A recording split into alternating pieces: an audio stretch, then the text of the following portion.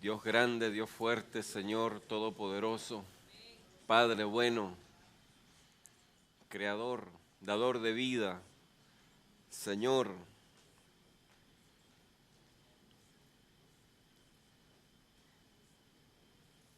La buena obra que usted un día comenzó en cada uno de nosotros, Padre, sígala perfeccionando por medio de la fe en Cristo conforme a la verdad de tu Evangelio. Danos hoy, Señor, el pan nuestro de cada día. Alimenta nuestras almas con tu palabra.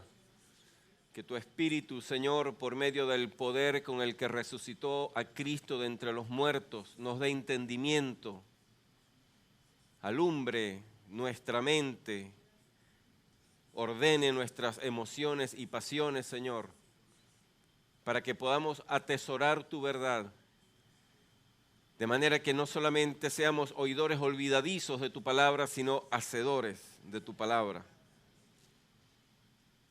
para que entonces te honremos, te glorifiquemos y te exaltemos. Tú eres Dios soberano, eres Rey. Ante ti, Señor, todo es nada.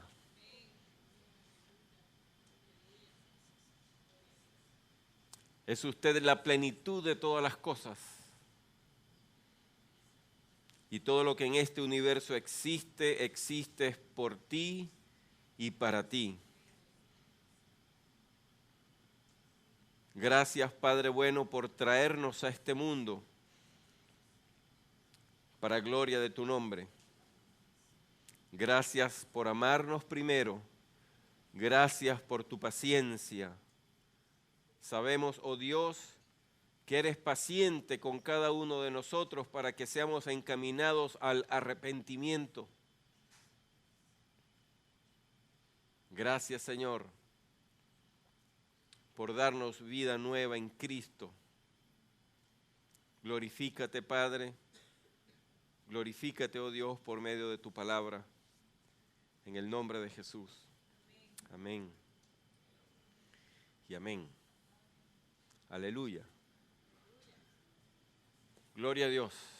El Cristo de la gloria, nuestro Señor y Salvador, como nadie jamás, en su naturaleza humana, como nadie jamás,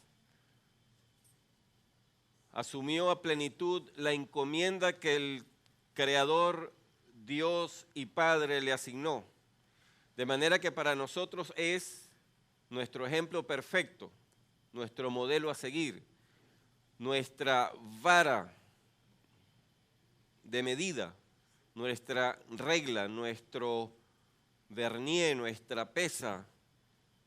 Lo que quiera que Dios demande de nosotros, lo demanda en función al ejemplo que Jesucristo nos ha dado a todos nosotros. Razón por la que a cada creyente, quien sabe que su existencia depende del propósito de Dios por medio de Jesucristo, comprende que le conviene en grado sumo el prestarle atención al ejemplo de Cristo y a la enseñanza de Jesucristo. No en vano el Señor Jesús, cuando le hizo la encomienda a sus discípulos acerca de la misión que habría de cumplir, mandó que hiciéramos discípulos a todas las naciones, enseñándoles a guardar todas estas cosas, todo lo que yo les he enseñado. Así que como cristianos debiéramos ser la clase de personas apasionadas por conocer el carácter de Jesucristo, por comprender sus enseñanzas, preguntarle a Dios en cada oportunidad en la que tenemos comunión con Él, que nos muestre por qué Jesucristo enseñó lo que enseñó, por qué lo enseñó de la manera que lo enseñó, por qué habló de la manera que habló. Esa debe ser nuestra actitud. Alumnos, discípulos, deseosos, apasionadamente deseosos de conocer a Jesucristo, conocerlo en toda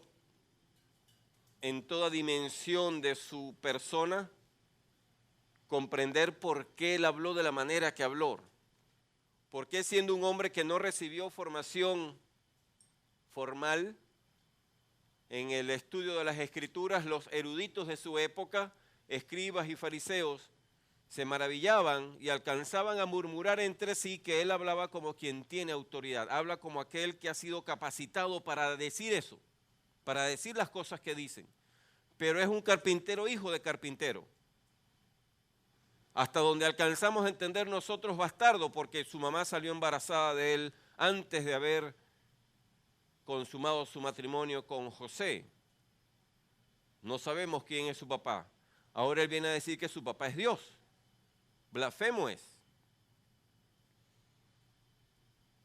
Pero nosotros, los que hemos nacido de nuevo, los que hemos recibido la iluminación de Dios por medio de su Espíritu para capacitar a nuestras almas de una forma sobrenatural, para que en lugar de refutar la enseñanza de Cristo, la recibamos con regocijo, sabemos que las cosas son de otra manera.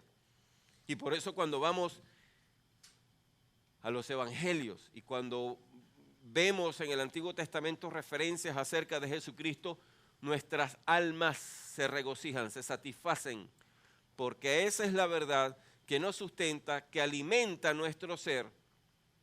Es lo que Dios ha dispuesto que todo creyente experimente como cristiano. Y con esa actitud necesitamos lanzarnos a la palabra, con expectativa de entender, de aprender, de saber, de ser moldeados, disciplinados y corregidos en la palabra. No puede haber en nosotros menosprecio hacia las enseñanzas del Señor. No somos nosotros los jueces de Cristo, somos sus discípulos. Somos la clase de gente que ya entendemos que Él es Rey soberano, que ante Él todo, incluyéndonos nosotros, es nada. Razón por la que con mansedumbre debemos venir ante Él. ¿Qué vas a decir, Señor? ¿Qué es lo que tú dices? Enséñame. Y solamente así entonces seremos beneficiarios de la bendición de Dios, reservada para la iglesia de Cristo por medio de la palabra de Dios. Así que con este preámbulo y enfoque, le invito a que me acompañe al capítulo 13 del Evangelio según San Mateo.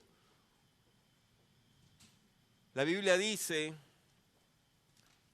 enseñó nuestro Señor Jesucristo antes de partir al cielo, antes de dejar este mundo terrenal, que sobre el creyente vendría uno igual a él, un paracletos, un consolador, que nos guiaría a toda la verdad. Y luego acuñó, tu palabra es la verdad. Capítulo 17 de Juan, cuando oró por los que creyeron y los que habríamos de creer, es decir, por todos los cristianos de todas las épocas. De tal manera que si usted y yo tenemos fe, sabemos que aunque en esta hora es un pecador absolutamente imperfecto, el peor de todos, el que está predicando el mensaje, el Espíritu de Dios puede hacer uso de las debilidades de este predicador para proclamar la verdad, para establecer, para decir, para enseñar la palabra de Dios. Si estamos atentos y entendemos lo que Dios nos ha prometido y lo creemos, entonces seremos beneficiarios de la bendición de Dios. A sabiendas de que Dios jamás nos manda que renunciemos a la responsabilidad de discernir qué viene de parte de Él y qué no viene de parte de Él. Así que cuando usted me escuche predicar, ante cada idea, ante cada frase o oración, concepto o noción, usted tiene la responsabilidad doble, uno, de anhelar que yo hable de parte de Dios y dos, verificar que efectivamente eso es lo que está aconteciendo. Y si en mi humana debilidad algo digo, algo sugiero o algo proclamo que no esté ajustado al Evangelio, es su deber ante Dios desechar esa enseñanza, quedarse solamente con lo que es del Evangelio y corregirme. Porque se supone que nos amamos. Y si nos amamos, no podemos ser indiferentes ante el error en el que otro esté. Porque el error eventualmente no, el error en lo que al conocimiento de Dios se refiere, termina siendo idolatría, es idolatría. Porque si yo enseño lo que no es, yo le estoy mostrando a usted a un Dios que no está ajustado a la palabra. Y eso es un ídolo, eso es un falso Dios. Y se supone que estamos aquí empeñados todos nosotros en conocer cada día mejor a Jesucristo según el Evangelio de Dios, según la palabra de Dios, no según las ideas que pueda tener el pastor o cualquier otro. Así que es un compromiso compartido. El mío, como responsable de la predicación, es predicar lo que dice la palabra y no salirme de allí. Mantenerme fiel y enfocado en la enseñanza de la palabra del Señor. El suyo, discernir si efectivamente lo que yo enseño y predico es conforme al Evangelio. Y si de eso surge alguna discrepancia, entonces, en el amor de Jesucristo nos ayudamos los unos a los otros a mantenernos enfocados, alineados con la verdad. Porque es la única manera en la que podamos honrar a Dios, y para eso existimos, para honrar a Dios. ¿Está en el capítulo 13 de Mateo? Nuestro Señor Jesucristo con mucha frecuencia enseñó a sus discípulos por medio de parábolas. Y en particular en este capítulo presenta una parábola. En su Biblia quizás diga algo así como un subtítulo, la parábola del sembrador. ¿Dice en su Biblia eso o algo similar? ¿Hay alguien que tenga un subtítulo diferente? Que diga algo distinto, que no sea la parábola del sembrador. Historia del sembrador. Ok.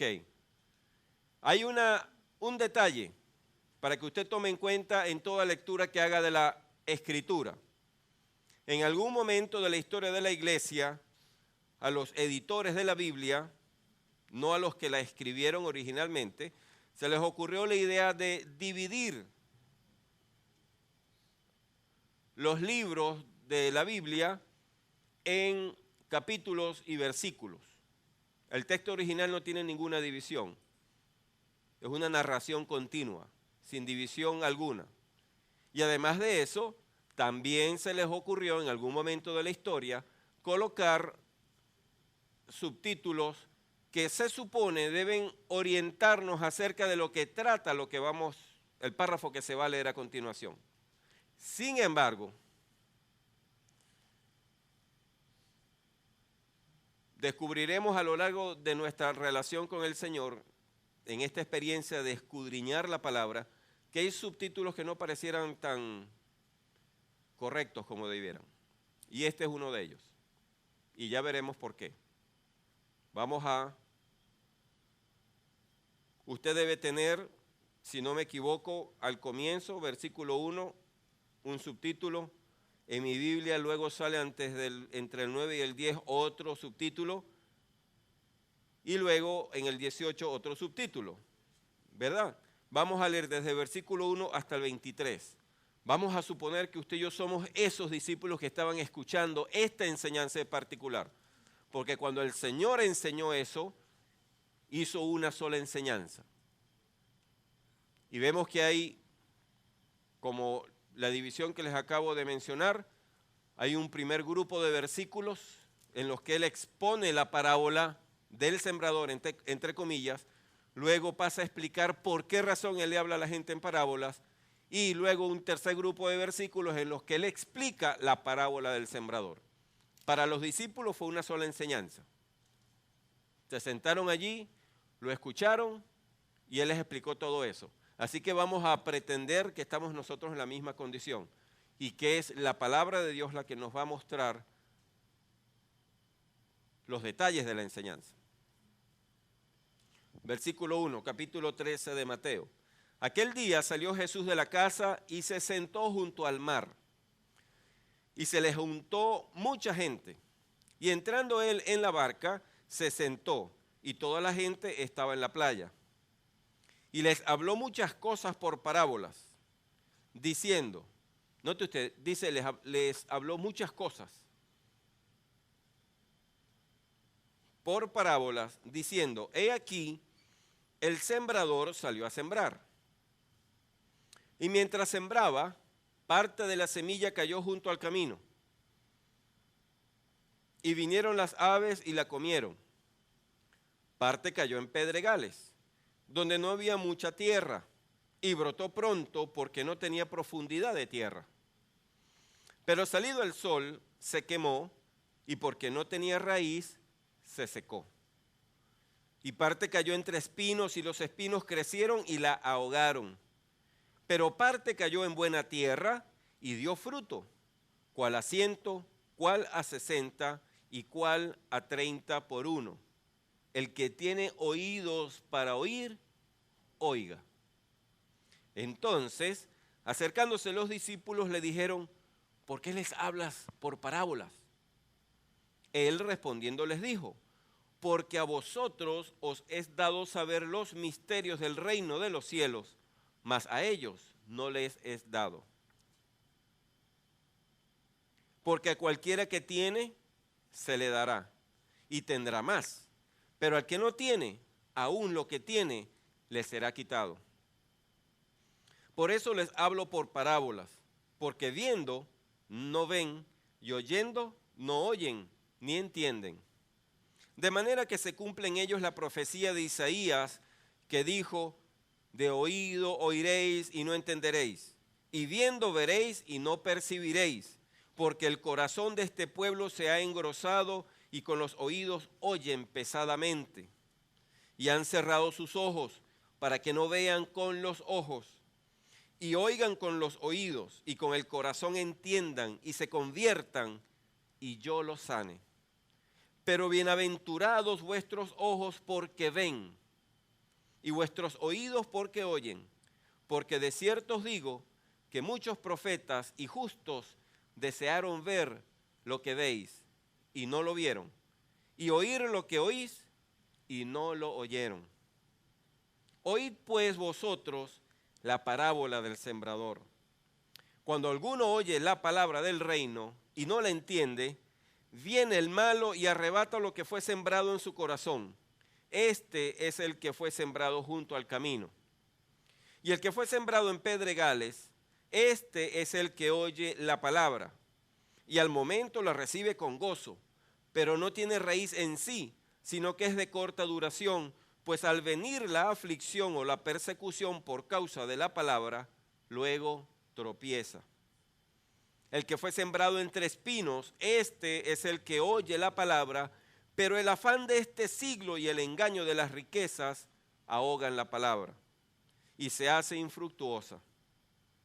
Mas el que fue sembrado en buena tierra, este es el que oye y entiende la palabra, y da fruto, y produce a 100, a 60 y a 30 por uno.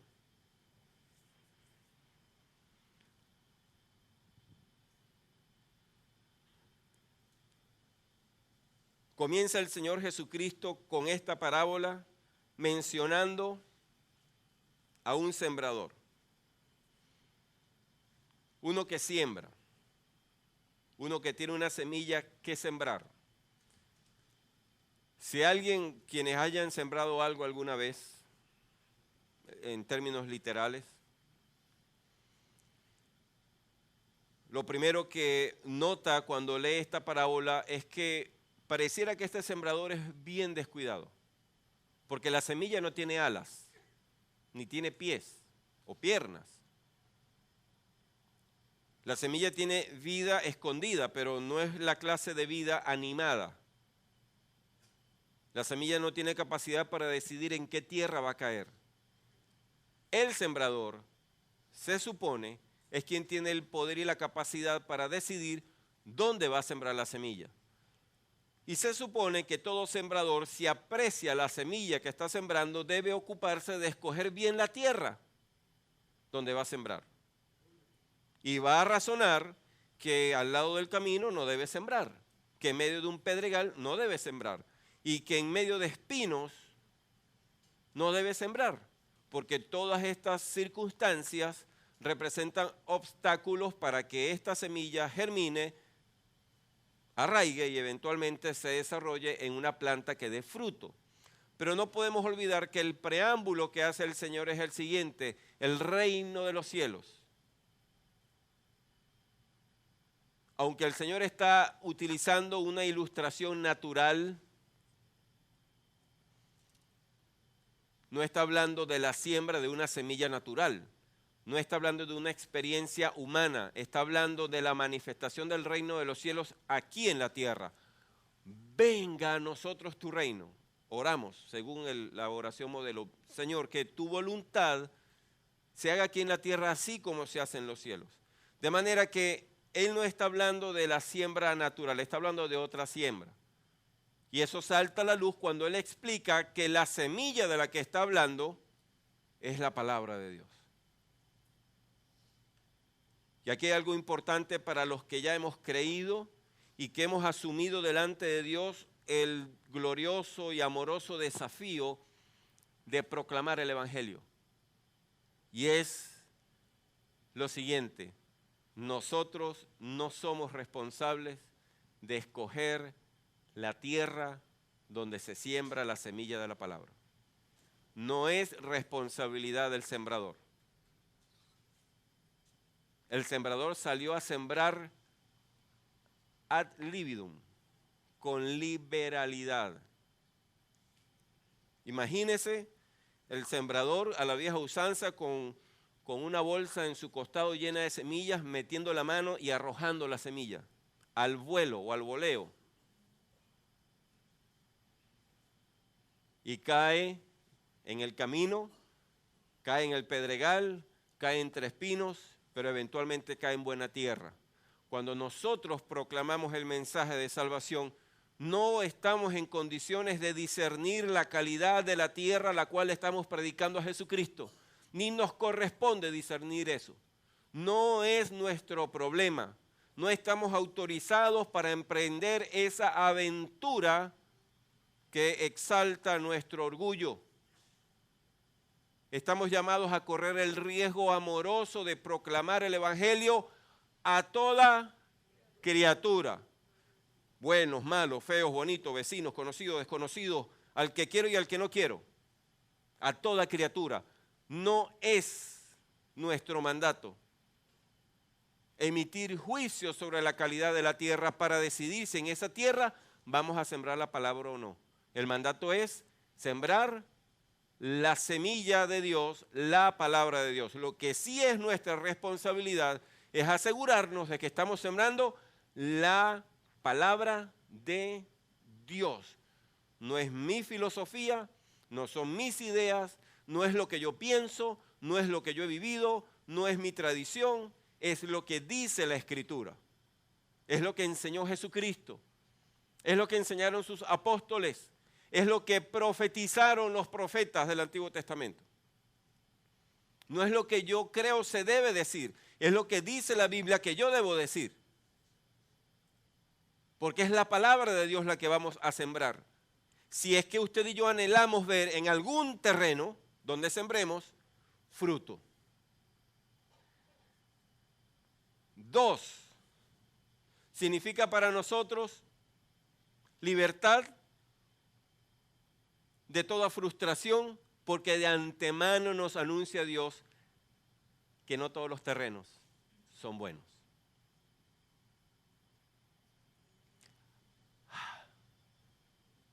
Porque tener expectativas acerca de que a todo el que le predique se tiene que convertir, pone sobre mi alma un peso que Dios no ha puesto. Y ese peso va a traer angustia y congoja, porque cuando no veamos los resultados, entonces vamos a ser presa fácil del acoso de Satanás. Simplemente porque en algún momento usted y yo decidimos hacer las cosas a nuestra manera. Y no funciona así, es según el diseño y el mandato de Dios. No hay otra forma. Proclamar a Jesucristo ante toda criatura. A Jesucristo y a este crucificado, glorificado, exaltado a la diestra de la majestad de las alturas. Decir lo que los apóstoles dijeron de él, nada más, pero nada menos. No añadirle ni quitarle. Ser fieles en la proclamación de la verdad, porque es el Evangelio de Dios no el evangelio de cualquier otro, es el evangelio de Dios, es la palabra de Dios. Así que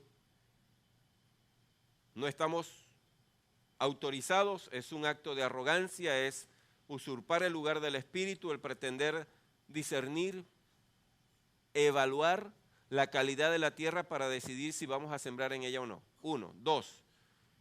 Toda vez que no es nuestra responsabilidad, somos libres, porque no somos responsables de los resultados. Nosotros sembramos la palabra.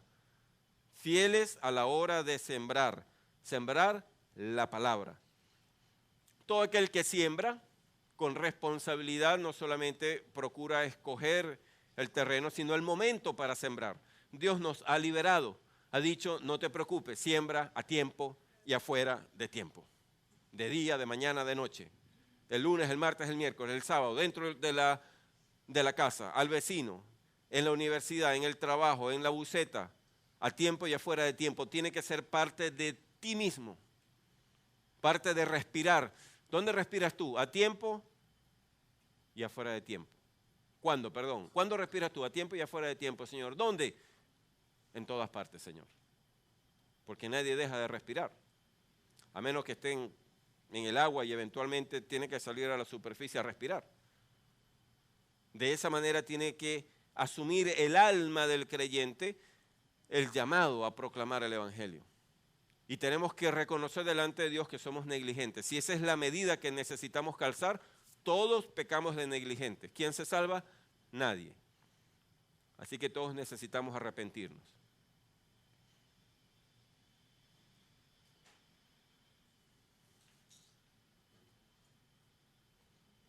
Veamos desde el versículo 18, cuando el Señor explica la parábola.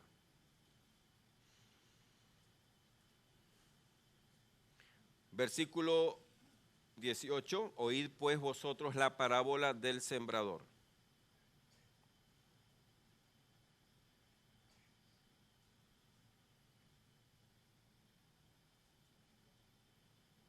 Me corrijo, sí se tiene que llamar la parábola del sembrador. Porque el Señor la llamó la parábola del sembrador. Fin de toda controversia. Gloria a Dios. Es la parábola del sembrador. Cuando alguno oye la palabra del reino y no la entiende, viene el malo y arrebata lo que fue sembrado en su corazón. Este es el que fue sembrado junto al camino. Existe la clase de personas a quienes se le predica el mensaje. Y note usted que dice que fue sembrado en su corazón. Recordemos que la Biblia, cuando habla de corazón, puede hablar del asiento de las emociones, una de las acepciones. La otra acepción es el asiento de los pensamientos. Según sea el contexto, uno entiende si es uno, si es el otro o si es ambos, porque en ocasiones habla del corazón tanto en términos de emociones y pasiones como en términos de pensamientos y entendimiento. Pero aquí dice que cuando alguno oye la palabra del reino y no la entiende, viene el malo y arrebata lo que fue sembrado en su corazón. Este es el que fue sembrado junto al camino. No entiende la palabra. Quizás, si no todos nosotros, la mayoría, tuvimos en algún momento de nuestras vidas esta cualidad de ser los junto al camino. Se nos predicaba el evangelio y no entendimos nunca nada jamás. Y Satanás, por si acaso, simplemente removía las palabras que estaban en nuestra mente para que no tuviéramos recuerdo acerca de lo que habíamos escuchado.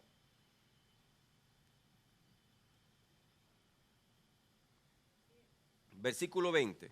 Y el que fue sembrado en pedregales, este es el que oye la palabra y al momento la recibe con gozo. Pero no tiene raíz en sí, sino que es de corta duración. Pues al venir la aflicción o la persecución por causa de la palabra, luego tropieza. Clean, clean, clean, clean, clean. Advertencia.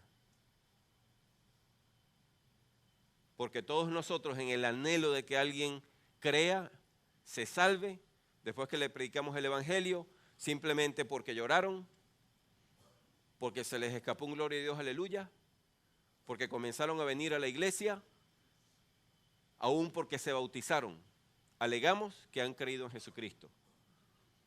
Pero la medida que nos ha dado Dios para discernir, no solo para juzgar la condición espiritual del otro, sino para que fundamentalmente juzguemos nuestra propia condición espiritual, es ¿qué pasa conmigo cuando viene la tribulación, cuando viene la dificultad? ¿Qué pasa conmigo cuando, habiendo creído en Jesucristo, 2 días después me botan de mi trabajo? Y todas aquellas emociones en las que mi alma se regocijó cuando vine a una reunión de evangélicos locos, es de repente transformada en un atropello de angustias, porque ya no tengo trabajo. O si habiéndome convertido a Cristo, me abandona mi esposa o mi marido, o se me muere un hijo, o sufro un accidente de tránsito y quedo parapléjico. Algo pasa, lo que sea, tan trágico como usted y yo seamos capaces de imaginarlo. ¿Cuál es la actitud de mi alma con respecto a Dios por causa de esa situación que no alcanzo a entender, de esa prueba, de esa tribulación?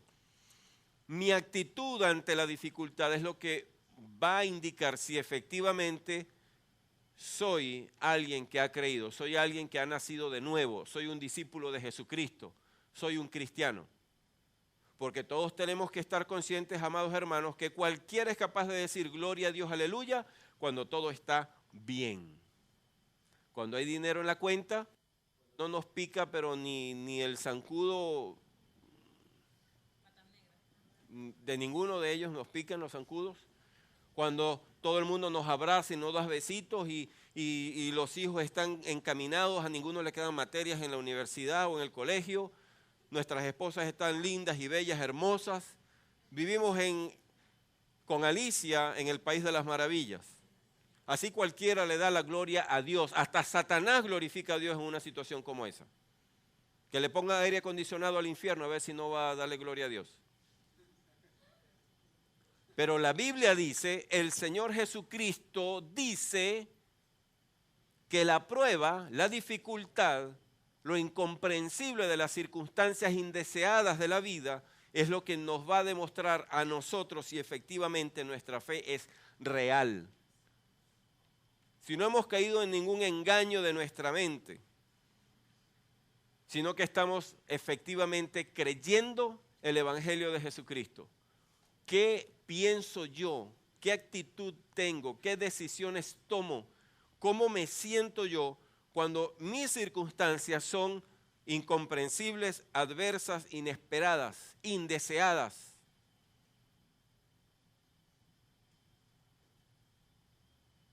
¿Busco yo refugio en la palabra? ¿Alabo a Dios, adoro a Dios, exalto a Dios en medio de esa dificultad? Si vienen a mí pensamientos que me incitan a denigrar de Dios, a blasfemar, batallo contra esos pensamientos, reconozco que no son pensamientos santos, que forman parte de mi iniquidad y que por lo tanto necesito yo presentarme delante de Dios arrepentido y pedirle a Él que me ayude a ser limpio y libre de esos malos pensamientos. ¿Qué actitud tengo? ¿Cómo actúo yo? ¿Hasta ahí me alcanza el Evangelio? ¿Se me olvida Jesucristo? Cuando yo planifico hacer cosas y en esa expresión de autosuficiencia e independencia, cuando pretendo que los eventos futuros se sujeten a mi voluntad y Dios me demuestra que en este universo el único Dios es Él y Él cambia mis planes, trastoca mis planes, ¿qué hago yo? ¿Qué actitud tengo yo hacia Dios? Mañana voy a hacer esto y aquello y no pasa así, no puedo. Tenía mis esperanzas depositadas en lo que iba a acontecer mañana, pero Dios decidió que no pasara lo que yo estaba esperando. ¿Qué pasa dentro de mí? ¿Qué actitud tengo yo en medio de la prueba? Tropiezo. Digo que Dios no sirve para nada. Digo que Dios se olvidó de mí. Digo que la Biblia no es verdad. Digo que me han engañado. Pienso estas cosas. ¿Recreo mi mente con estos malos pensamientos? ¿O soy la clase de persona que, habiendo experimentado la humillación del orgullo al ver al Cristo perfecto y glorioso crucificado en la cruz del Calvario, entregando su vida por mí, admitiendo entonces que soy un pecador, que no lo merezco a Él, que no soy digno de Él, teniendo la experiencia del asombro al ser testigo y beneficiario directo del amor de Dios? En lugar de blasfemar de pensamiento o de palabra, le digo al Señor: Señor, yo no sé por qué está pasando esto, pero aquí el Dios es usted. Y yo sé que usted sí sabe. Y yo sé que usted es un Dios todopoderoso, razón por la que nada en este universo pasa sin que usted le dé su sello de aprobación. Así que en lugar de despotricar, de patalear y de chillar, Señor, yo me voy a sujetar a tu voluntad. Es verdad, Señor, yo no sé lo que está pasando, no sé por qué está pasando esto, pero yo sé que tú sí lo sabes. Yo te suplico que me ayudes, porque yo soy tuyo. Yo me siento tuyo. Y lo único que yo quiero en esta vida es honrarte a ti. Si para que tu gloria sea desplegada, manifestada ante los ojos de los que no te conocen, es necesario que yo pase por una leve tribulación pasajera, yo estoy dispuesto. Aunque mi alma y mi carne despotriquen, pataleen, yo estoy dispuesto, Señor. Yo me someto a su señorío. Haga conmigo como usted desee. Son dos posiciones diametralmente opuestas que delatan o manifiestan la condición del corazón. La condición del que cree y la condición del que no cree. La condición del que es buena tierra y la condición de aquel que no es buena tierra. En la ilustración que presenta el Señor hay una buena tierra y hay tres malas tierras. Y Él describe la característica de cada una de las malas.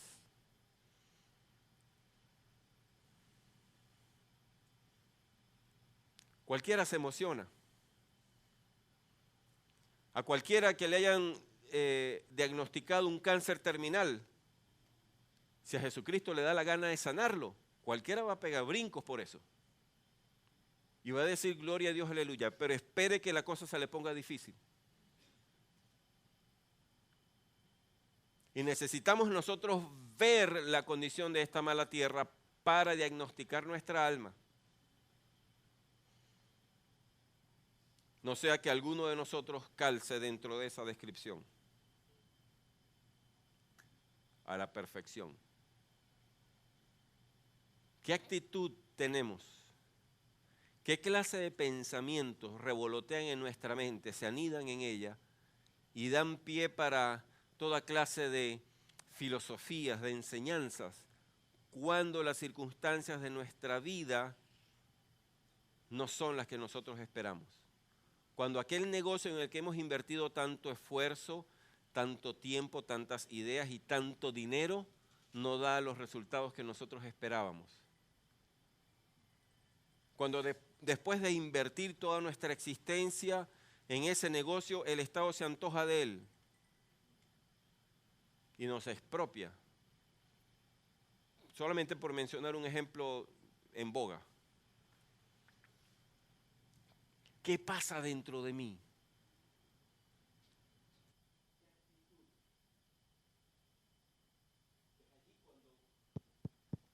Se hace evidente si yo soy o no soy cristiano.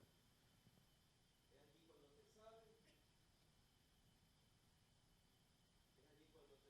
si yo he creído o no he creído.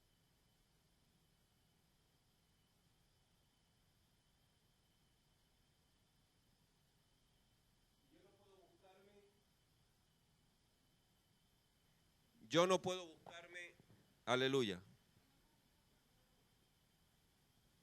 aleluya. Yo no puedo buscarme un sistema de diagnóstico particular.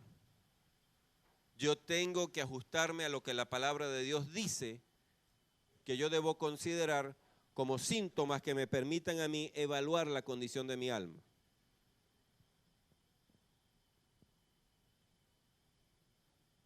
Toda situación ha sido diseñada por Dios, preconcebida por Dios, para que, prestándole atención a nuestras actitudes, respuestas, pensamientos, decisiones, podamos juzgarnos a nosotros mismos. Es la manera que Dios ha diseñado para que podamos experimentar arrepentimiento tras arrepentimiento. Podamos vivir la gloria de ser gente encaminada por el Espíritu a reconocer su maldad, arrepentirse de ello y recibir el perdón de Dios. Vivir de gloria en gloria todos los días de nuestra vida. Tercer tipo de mala tierra. Versículo 22. El que fue sembrado entre espinos, este es el que oye la palabra, pero el afán de este siglo y el engaño de las riquezas ahogan la palabra y se hace infructuosa. El Señor Jesucristo dijo claramente que era imposible servir a dos señores, porque uno ama a un señor y aborrece al otro, o ama a este otro y aborrece al anterior. Nadie puede servir a Dios y a las riquezas. Una de las expresiones de idolatría con las que con mayor predilección Satanás esclaviza al ser humano es con la idolatría al dinero, con la codicia, con la avaricia, con el afán de hacerse cada día más y más y más rico.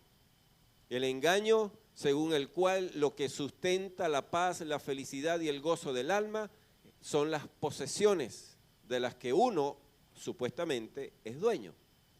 Pero la Biblia enseña que nadie es dueño de nada, porque todos venimos a este mundo sin nada y todos nos vamos de este mundo sin nada en términos naturales, materiales. Nadie puede alegar, yo soy dueño de tal cosa, y todos caemos en ese error. Y uno pudiera entonces preguntarle o preguntarse a sí mismo, si yo soy dueño del carro sutano de cual, modelo X, año tal, ¿por qué razón cuando me muero otro lo tiene que disfrutar? Si el carro es mío. Se supone que si es mío tiene que irse conmigo a donde quiera que yo vaya. Esa es la noción, el concepto de propiedad. Si es mío significa que si yo quiero se queda y si yo quiero se va conmigo. Pero resulta que no tenemos opción. ¿Quién puede, habiendo muerto, decir yo me llevo todo? Y efectivamente llevárselo. Nadie. ¿Por qué? Porque Dios ha dispuesto desde antes de la fundación del mundo que todo sea suyo de Él. Y Él simplemente al ser humano le da la oportunidad de servirse de las cosas que son de Dios. Al ser humano le ha delegado la autoridad, el conocimiento, el poder para administrar lo que de Dios es. Todo lo que Dios ha creado es para la gloria de Él, incluyendo particularmente las cosas que pasan por nuestras manos o a las que nosotros le estampamos nuestro sello o nuestro hierro o nuestra marca o nuestro código o nuestra clave. Nada, absolutamente nada es nuestro. Lo tenemos prestado por un ratico. Más aún, ni siquiera la vida que vivimos aquí es nuestra. Si no, pelee con Dios cuando lo mande a buscar, a ver si puede. Dígale que no, esta vida es mía. No me voy todavía. Si el mazo del juez justo ya cayó en sentencia firme, no hay nada que hacer. Porque Él es el dueño de todas las cosas, incluyéndonos nosotros. Solo que en su infinita soberanía y misericordia nos ha dado algo de capacidad para decidir dentro de unos márgenes, dentro de un ámbito, dentro de un recinto, llamado planeta Tierra, llamado tiempo, llamado espacio, pero de ahí no nos podemos salir. Que alguien se vaya a cualquier otro lado a vivir a ver si puede. Y así va a estar el ser humano, no, que nos vamos para la Luna, nos vamos para Marte, nos vamos para Mercurio, váyanse, a ver si pueden. El sitio que Dios escogió para que nosotros los seres humanos existamos y le rindamos gloria, honra y honor a Él, es este planetica, hasta que Él disponga. Así que cuando el ser humano está metido en la codicia, en la avaricia, su corazón es un terreno malo, su mente es un terreno malo por causa de la codicia. En el trono de su alma está uno llamado dinero, plata, poder que viene con el dinero, reconocimiento que viene con el dinero, felicidad que supuestamente viene con el dinero, etcétera, etcétera, salud que supuestamente viene con el dinero. Eso es lo que está allí entronado en su corazón. Y cuando uno suelta la semilla del Evangelio en un alma que está en esa condición, pasa lo que dice el Señor en esta enseñanza. Está sembrado entre espinos. Esa palabra es ahogada por la idolatría. Algunos son bien sinceros. En algún tiempo nosotros mismos fuimos sinceros con relación a eso. Y dijimos, no, yo no necesito a Dios, yo tengo todo. Tengo casa, tengo carro, gano plata. Me voy de viaje para donde a mí me dé la gana, las veces que a mí me dé la gana. Yo soy feliz, ¿para qué yo quiero, para qué eso? ¿Para qué el Evangelio? ¿Para qué un tipo ensangrentado en una cruz? Yo no lo necesito. Y nosotros pensamos así por mucho tiempo, en mayor o menor grado. Por codicia, por amar al dinero, el ser humano es capaz de hacer atrocidades. Se convierte en mentiroso, en ladrón,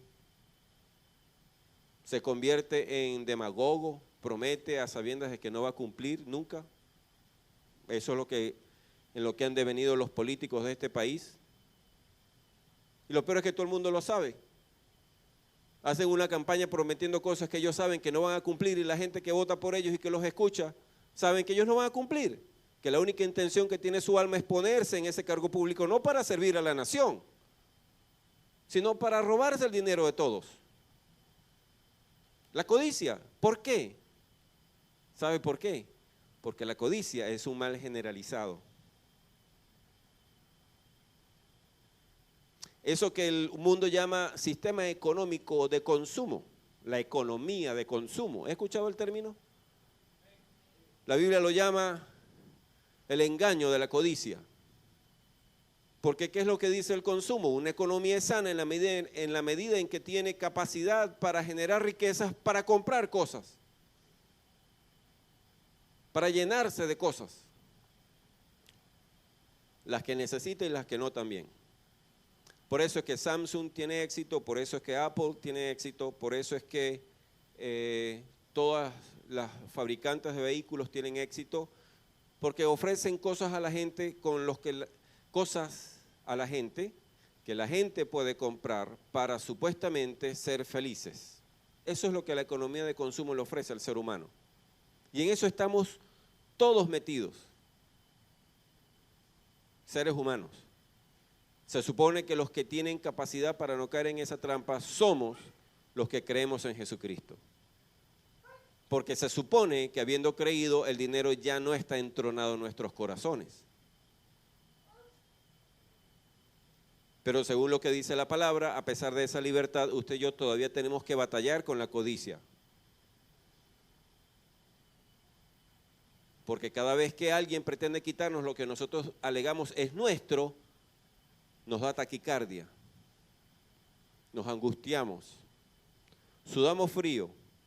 Y cuando eso pasa, si usted y yo no estamos dependiendo del Señor según la palabra, vamos a tomar decisiones codiciosas, que en lugar de honrar a Jesucristo, lo van a menospreciar. Esa es la razón por la que usted y yo, cuando nos para un fiscal de tránsito, en lugar de pagar la multa que nos merecemos por irresponsables, caemos en la trampa del soborno. O peor todavía, somos los que proponemos el soborno. Esa es la razón por la que usted y yo, siendo funcionarios públicos, en lugar de darle gracias a Dios por el pobre sueldo que podamos tener, estamos pendientes de toda oportunidad que se nos pueda presentar para cobrarle comisión a algún proveedor de servicios, algún contratista, y no conforme con eso, a esa comisión le llamamos ofrenda o diezmo, para darle cierto descanso a nuestra conciencia. Esa es la razón por la que usted y yo, cuando vamos a hacer una compra, en lugar de pagar el precio que supuestamente debemos pagar, cuando el vendedor nos ofrece la oportunidad de hacernos un descuento a cambio de una propina para él, lo hacemos, por codiciosos. Esa es la razón, por amantes del dinero. Pero el Señor Jesucristo ha dicho que los que creemos en Él hemos sido libres del pecado. Hemos sido libres de esa condición de esclavitud en la que nos tenía Satanás. No dice la Escritura en ninguna parte que Satanás ya no va a venir a fastidiarnos. No dice tampoco que no vamos a ser tentados jamás. Dice que vamos a ser tentados, por el contrario, pero que habiendo creído en Cristo, Dios nos dará siempre la salida. Así que cada vez en la que nosotros, en lugar de honrar a Jesucristo, lo menospreciamos ante los seres humanos, cayendo en este tipo de trampas, estamos negándonos a recibir la ayuda de Dios. Y estamos haciendo exactamente lo mismo que hizo Adán. Decimos que es culpa de Dios porque no nos ayudó y le echamos la culpa al diablo, pero nunca asumimos nosotros la responsabilidad. Si nosotros hemos nacido de nuevo, si el Espíritu de Dios hizo el milagro de transformar nuestros corazones, habiendo sido antes codiciosos, ya no tenemos que seguir siendo codiciosos. Si éramos de los que estábamos a la caza de una oportunidad para ver cuánto había para eso, estábamos pendientes a ver qué condición se daba para ofrecerle a alguien un soborno. Sabemos ahora en Cristo que no existimos para eso y que está reservado de parte de Dios para nosotros una experiencia en la que, alejándonos de todas esas tentaciones, podemos experimentar gozo real y verdadero porque estamos glorificando a Jesucristo con nuestras acciones.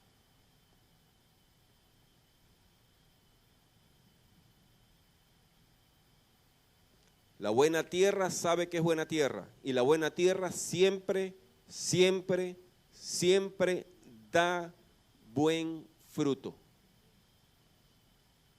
Y cuando el Señor habla acerca de la buena tierra, dice algo que es espectacular. Nos dice que ninguno es igual al otro, porque hay unos que dan fruto al 100, otros dan fruto al 60 y otros dan fruto al 30 por uno. ¿Se acuerda ya en tercer grado? Porcentajes. No es 100%, es 100 por uno. El Todopoderoso espera de nosotros un retorno de la inversión que Él ha hecho en nosotros por medio de Jesucristo. Y no es un retorno pequeño. ¿En qué banco usted ahorra un bolívar y le regresan 100 como intereses? 100 por uno, por cada uno 100, o por cada uno 60, o por cada uno 30. Ninguna institución humana hace eso, salvo las que están fundamentadas en la trampa. Generan ganancias tan grandes como esas. Dios espera de nosotros que demos fruto. Algunos darán al 100, otros darán al 60 y otros darán al 30 por uno. Pero todos los que son buena tierra son llamados a dar fruto. Y en otra de sus enseñanzas el Señor dijo que aquel que da fruto, el Padre, el labrador de la viña, lo va a podar para que dé más fruto. Así que no nos deben extrañar las dificultades y tribulaciones por las que usted y yo tenemos que pasar siendo creyentes, porque es precisamente Dios podando su viña el que nos hace pasar por dificultades para que usted y yo seamos santificados, perfeccionados, hechos semejantes a Cristo cada día. Hay algo importante acerca de esta parábola que está sobreentendido, no mencionado explícitamente. Hay un sembrador, hay semilla para sembrar y hay terrenos donde sembrar la semilla. Pero hay otro actor allí, un quinto actor, que es el Dios Todopoderoso. Porque al sembrador lo hace Dios. A cada terreno lo hace Dios. La semilla es la de Dios. Así que la experiencia de proclamar el Evangelio y de ver el resultado de la siembra de la palabra en la vida de la gente, sea cual sea ese resultado, siempre, siempre, siempre apunta a la gloria de Dios, siempre glorifica a Dios. Porque mientras algunos responden al mensaje según la condición de su alma, de manera satisfactoria para ellos y manera glorificante para Dios, otros, los que están endurecidos de corazón, son duros de corazón porque Dios decidió que fuesen duros de corazón. Y en ambos casos, en los que se convierten y en los que se pierden, el Rey y Dios soberano se lleva la gloria. Para que haya evidencia de cuán diferente es amar a Dios comparado con odiar a Dios. El contraste inconmensurable entre honrar a Jesucristo y obedecerle y deshonrarlo y actuar con rebeldía hacia el Señor. Así que el Señor Jesucristo en esta enseñanza hace un paquete completo. Nos exhorta como sus hijos a verificar la condición de nuestras almas en toda circunstancia. Nos anima a considerar cada dificultad como parte del proceso en el que somos llamados a ser santificados por Él. Nos anima a poner la confianza en la palabra, a no sembrar otra cosa que no sea el Evangelio de Jesucristo. No predicamos a hombre. Cuando hablamos del Evangelio, no hablamos del pastor, no hablamos de la congregación, no hablamos de la iglesia en general, hablamos de la cabeza de la iglesia, hablamos del Cristo de la gloria, comentamos lo que Cristo ha hecho, lo que Cristo ha prometido, lo que Cristo ha advertido, lo que Cristo espera del ser humano. A eso nos referimos, en eso nos enfocamos y no nos salimos de allí, porque lo que necesitamos sembrar es la palabra de Dios, no otra cosa. Y habiendo cumplido con nuestra responsabilidad delante de Dios, nuestras almas reposan, descansan en el hecho de que es Dios quien ha predeterminado qué terreno es bueno y qué terreno es malo. Y si el terreno es bueno, es Dios quien decide si ese terreno, rinde fruto al 100, al 60 o al 30 por uno. Así que estamos conscientes de que sí tenemos una responsabilidad, pero también estamos conscientes del alcance de esa responsabilidad y no nos extralimitamos.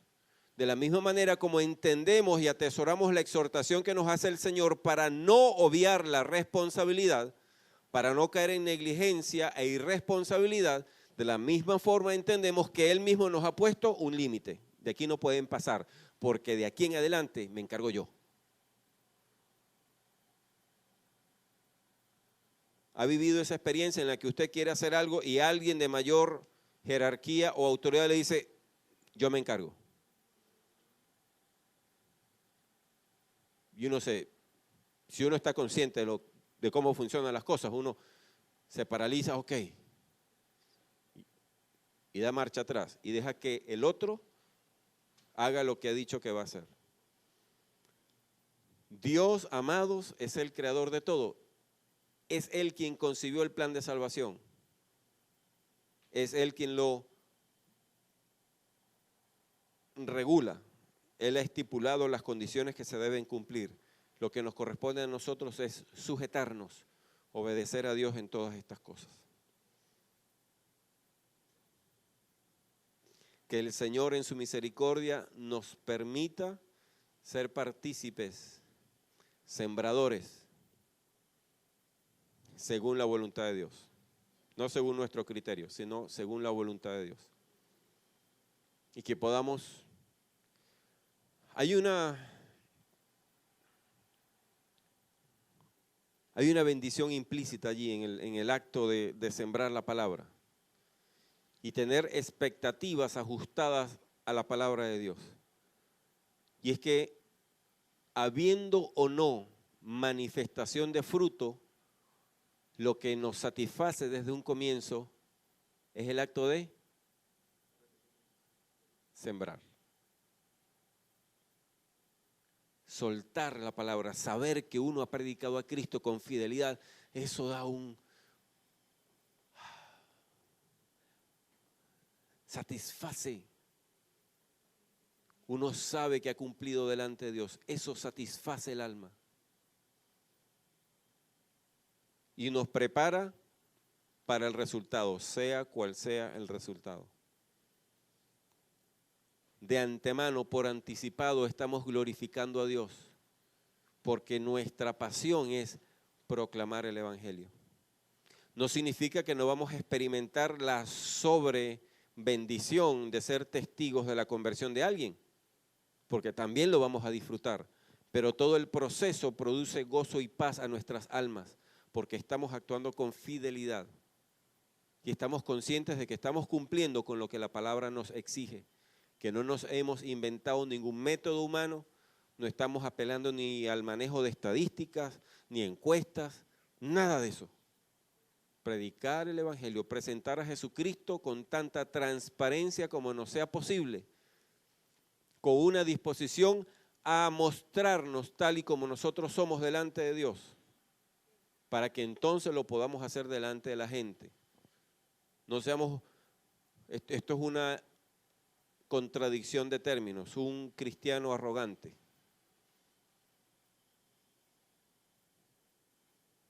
Porque los que no conocen a Jesucristo nos acusan, y creo yo que en buena medida con justicia, de creer que Dios nos salvó porque nosotros somos la última Pepsi-Cola del desierto. Es decir, delante de la gente no estamos dispuestos a reconocer nuestra condición de pecadores y de malvados.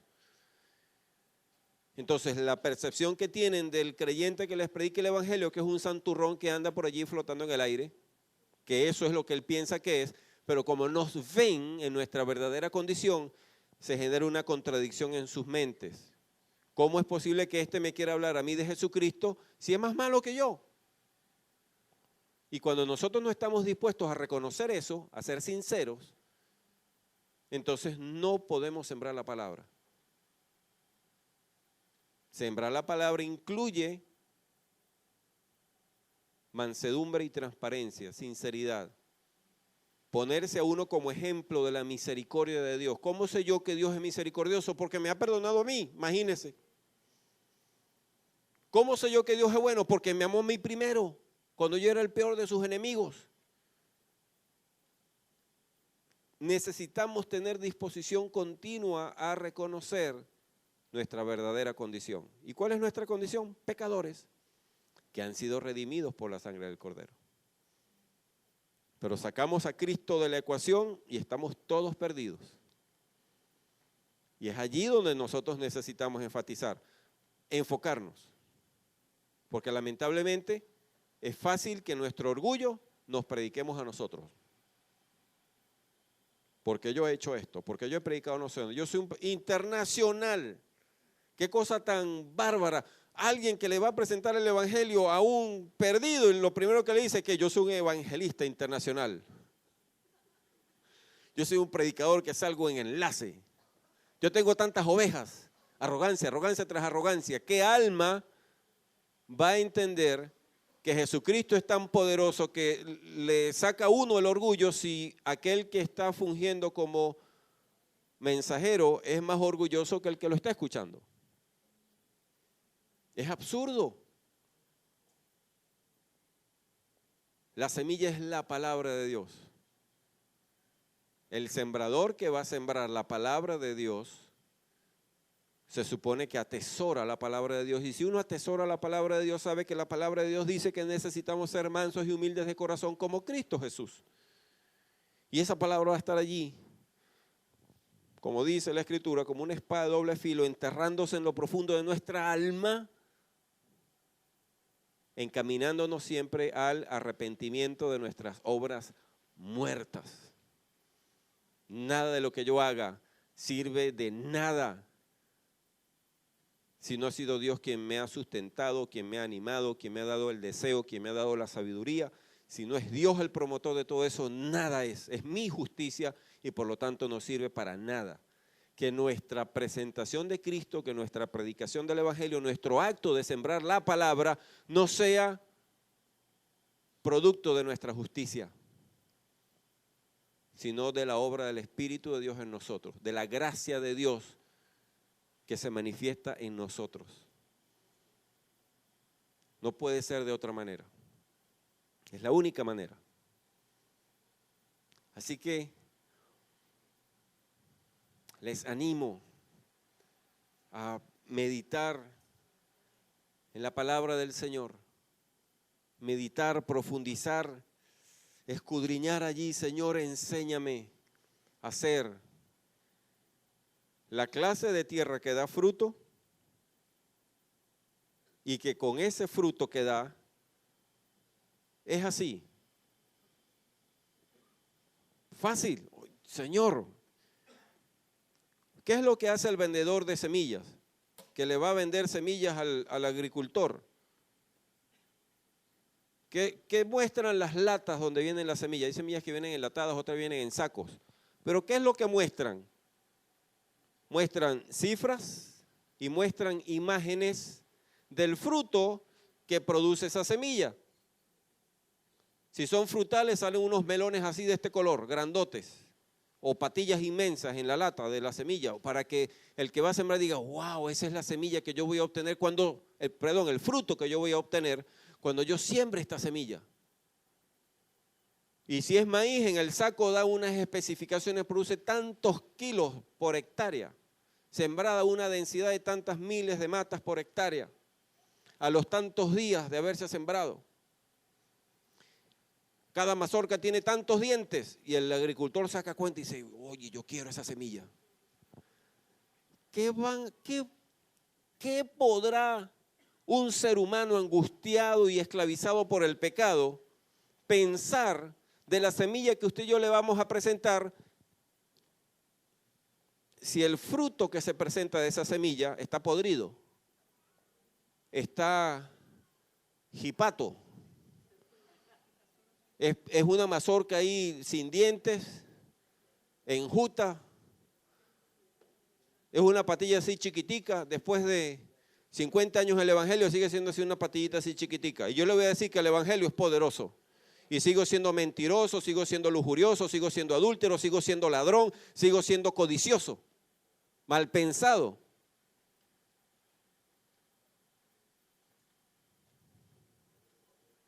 ¿Cómo puedo yo pretender ser un instrumento de Dios en la vida de alguien a quien alego amo si yo no me he ocupado en valorar la palabra de Dios en mi propia vida para que efectivamente esa palabra en mi vida dé fruto? Amados, el amor de Dios nos constriñe, nos limita, nos abraza y nos aprieta para que usted y yo no tengamos la vida que a nosotros nos da la gana tener, sino para que consideremos con sabiduría y prudencia nuestras acciones, de tal manera que seamos capaces de estimar el efecto de nuestras decisiones en la vida de los demás.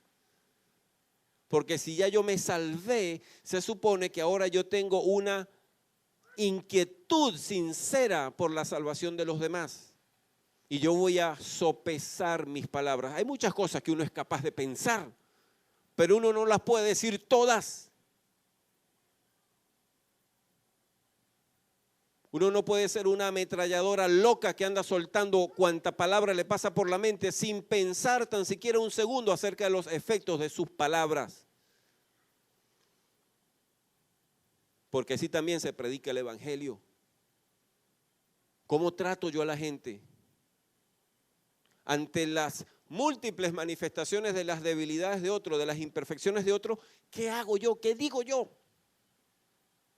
Soy la clase de persona que desnuda al otro y me regocijo en ser un publicista que publica en Facebook, en Twitter, en donde quiera que a mí me dé la gana las deficiencias, las imperfecciones del otro. ¿Qué clase de cristiano soy yo si eso es lo que le produce satisfacción a mi alma?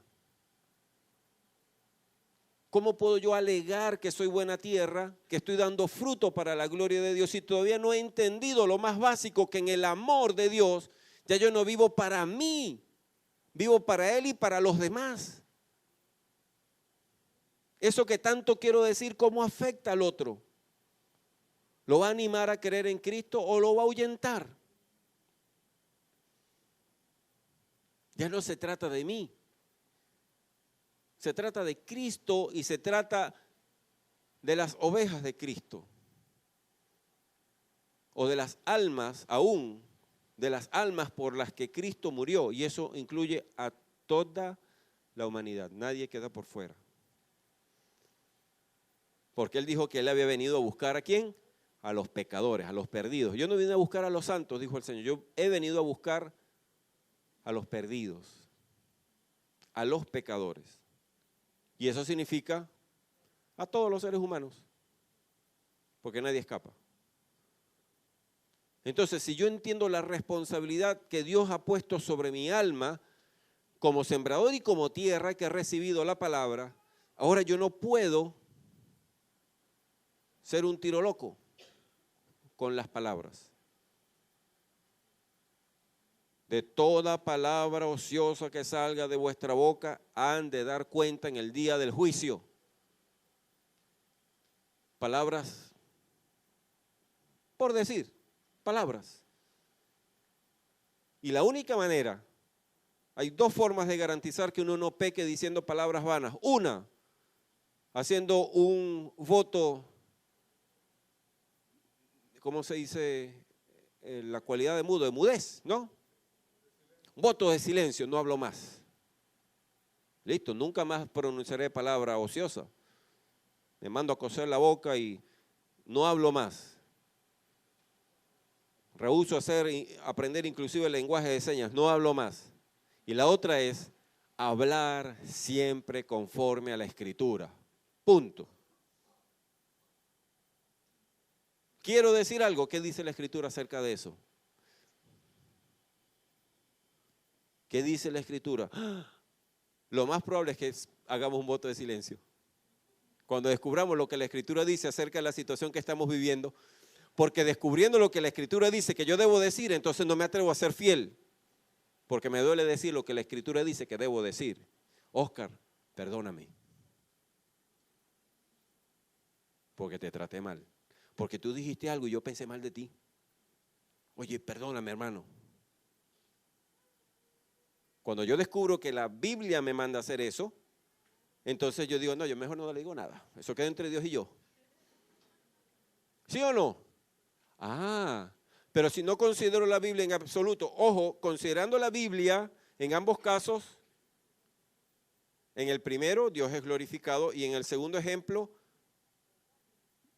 la situación queda en neutro. La maldad me la hago yo a mí mismo, porque no estoy experimentando el proceso del arrepentimiento como lo manda la Escritura. Y efectivamente eso queda entre Dios y yo.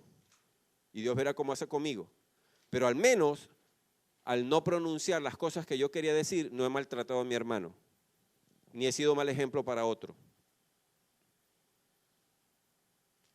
Así que usted y yo estamos bien metidos en el en la gran responsabilidad de nuestra vida. Honrar a Jesucristo, representarlo a Él bien, proclamando el Evangelio. Todo acto de nuestra vida es una oportunidad que Dios nos da para proclamar su Evangelio. Muchas veces hemos preguntado, Señor, ¿cómo hago para predicarle a fulano de tal? ¿Cómo hago para predicarle a mi jefe? Bueno, haga lo que dice la palabra.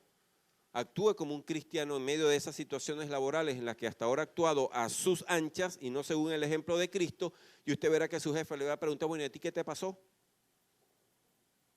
Porque hasta ayer tú me maquillabas los estados de cuenta, los balances de la compañía. ¿Y cómo es eso que ahora no lo puedes hacer? Buena pregunta. Le voy a contar por qué yo no lo puedo hacer. Porque resulta que por causa de un milagro que hizo Dios, ahora yo creo en Jesucristo. Y Él rescató mi alma y me ha abierto los ojos y me ha enseñado que hacer eso deshonra a Dios y que por lo tanto, en lugar de traerme beneficios a mí, le trae en primer lugar deshonra a Él y maldición para mi propia vida. Y yo no sé cómo puede hacerlo Dios contigo, pero Dios lo puede hacer.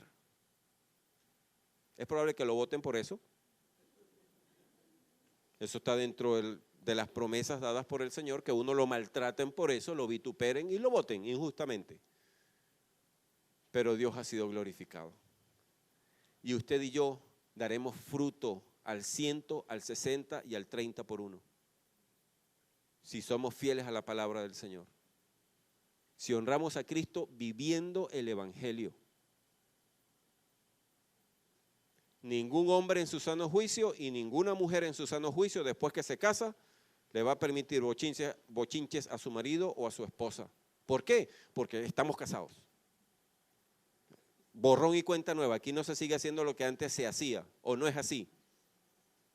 Eso era antes, que tú tenías tus amigotes y te ibas de rumba todos los días o 3 veces a la semana. Ahora usted se casó conmigo, tenemos una familia, tenemos que pensar en los hijos que vamos a tener, tenemos que ahorrar para la casa, para los gastos de la familia, y yo no sé qué vas a hacer tú, pero eso no lo puedes seguir haciendo. Y lo mismo le dirá el marido a su esposa.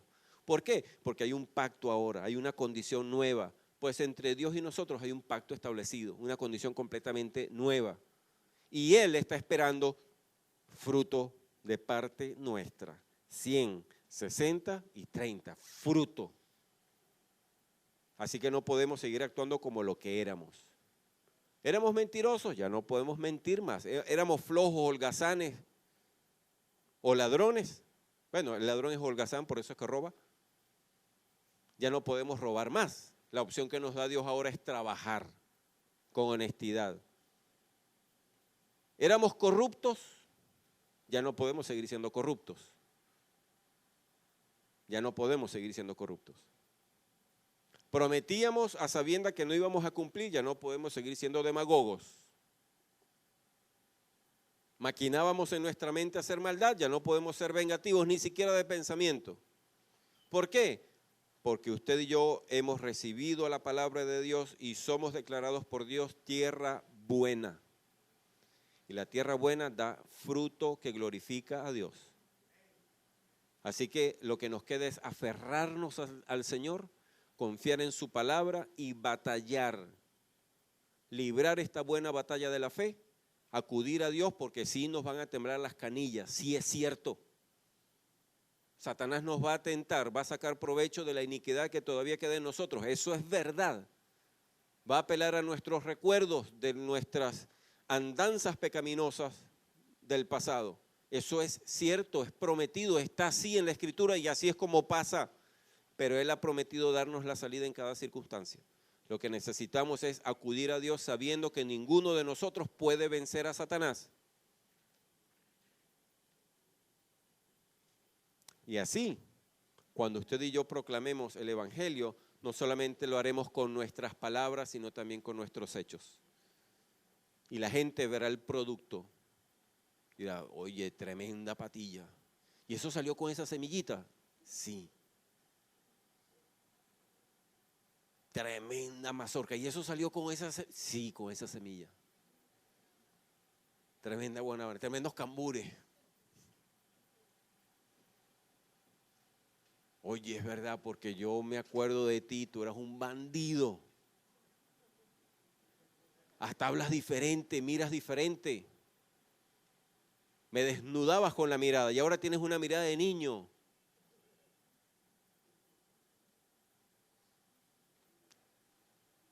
Es el desafío de nuestra existencia. Lo mejor de todo es que Dios ha garantizado resultados reales, tangibles, genuinos, si nos dejamos. Amén.